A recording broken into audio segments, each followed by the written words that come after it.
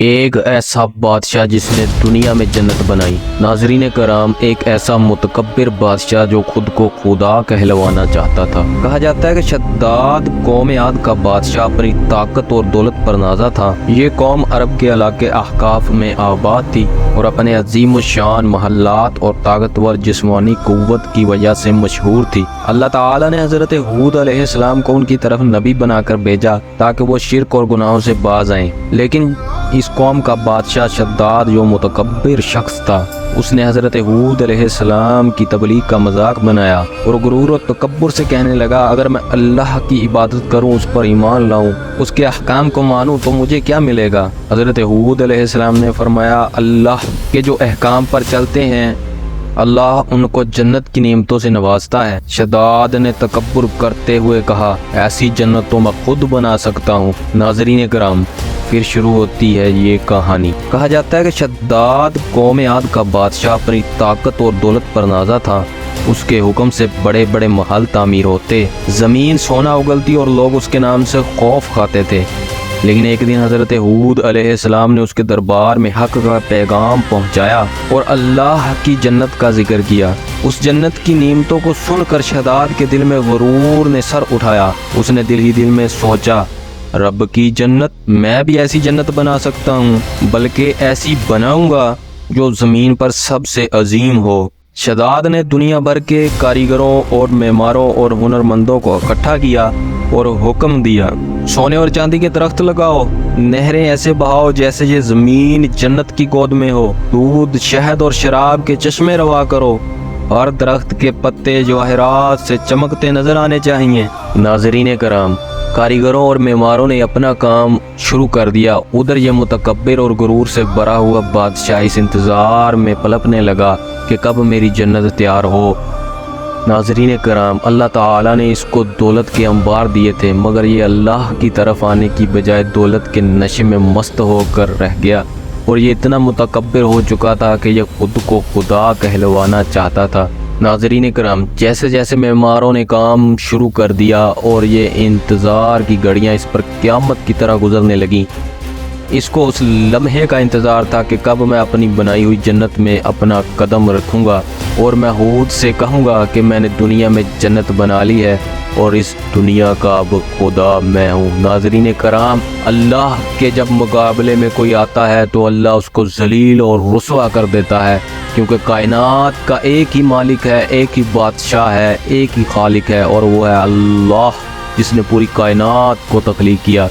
اس کے غرور کا انجام بھی برا ہی ہونا تھا۔ ناظرین کرام، وقت گزرتا گیا اور وہ دن آ گیا جس دن کا اس کو انتظار تھا۔ سالوں کی انتھک محنت اور خزانے لٹانے کے بعد ایک ایسی جنت وجود میں آئی جس کی چمک اور عظمت بیان سے باہر تھی۔ جب محل اور باغات مکمل ہوئے، نہریں بہنے لگیں اور ہر چیز اپنی خوبصورتی سے لوگوں کی آنکھوں کو خیرہ کرنے لگی، تو شداد نے فخریہ اعلان کیا، یہ ہے میری جنت، آج میں تمہیں دکھاؤں گا کہ زمین پر ایسی جنت بھی بن سکتی ہے جسے رب کی جنت سے کم نہ سمجھا جائے۔ شداد نے اپنے درباریوں اور فوج کے ساتھ اس عظیم الشان جنت کی طرف سفر کیا۔ قافلے کے آگے آگے خوشی کے نغمے گائے جا رہے تھے، ساز بجائے جا رہے تھے اور ہر طرف جشن کا سما تھا۔ ہر قدم پر شداد کے دل میں تکبر بڑھ رہا تھا۔ وہ سوچ رہا تھا کہ اب دنیا ہمیشہ کے لیے اس کے نام کو یاد رکھے گی۔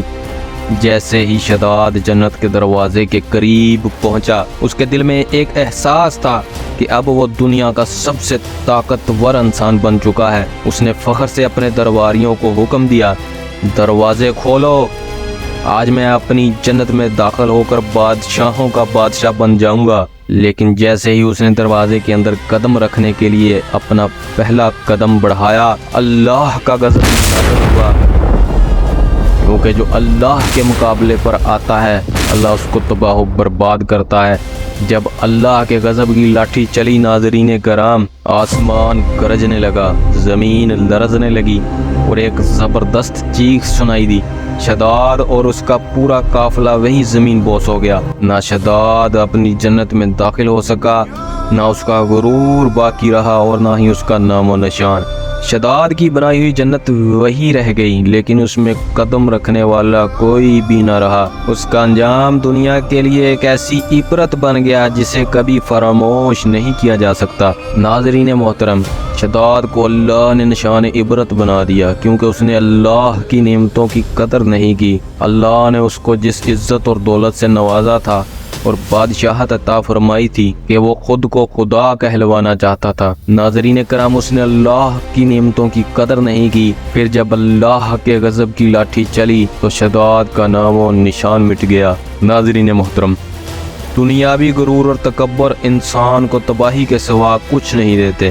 کوئی بھی انسان چاہے جتنی دولت، طاقت یا شہرت حاصل کر لے، اللہ کی قدرت سے بڑھ کر کچھ نہیں۔ شداد کی جنت چیخ چیخ کر یہ پیغام دیتی ہے، جو اللہ کے حکم کو جھٹلاتا ہے اس کا انجام پھر ایسا ہی ہوتا ہے، وہ ریت کی دیواروں کی طرح بکھر جاتا ہے۔ غرور اور خواہشات اور دنیاوی کامیابی عارضی ہے، آخر میں صرف اللہ کی رضا اور تقوی ہی کام آتا ہے۔ ناظرین محترم، یہ نہایت ہی سبق آموز واقعہ ہے۔ اللہ اگر اپنی نعمتوں سے نوازتا ہے تو اس کے سامنے سر جھکانا چاہیے، نہ کہ اس کے سامنے سر اٹھانا چاہیے۔ جس کا رزق کھایا جاتا ہے اس کی پھر نمک حلالی کی جاتی ہے، نمک حرامی نہیں کی جاتی۔ اللہ سے دعا ہے وہ ہمیں دین اسلام پر چلنے کی توفیق عطا فرمائے اور ہمیں غرور اور تکبر جیسی بیماریوں سے محفوظ فرمائے۔